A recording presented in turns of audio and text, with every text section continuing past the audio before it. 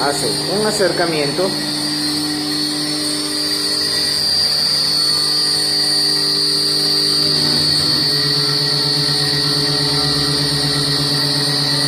Regresas un poquito, esto se llama zoom out. Y sube. Los ángulos de la cámara son muy importantes. Ok, bajas nuevamente. Y tu paneo va a ser en forma circular, tratando de que no se mueva mucho. Por eso es la diferencia entre un video casero y uno profesional.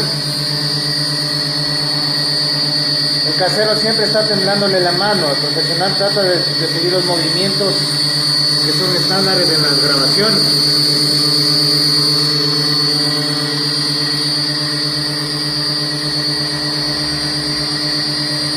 Y esto, señores, es el grabado, el corte de metal de un disco pare para la señalética de prevención, que va a ser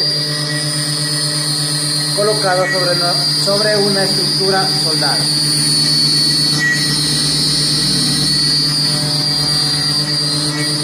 Y finalmente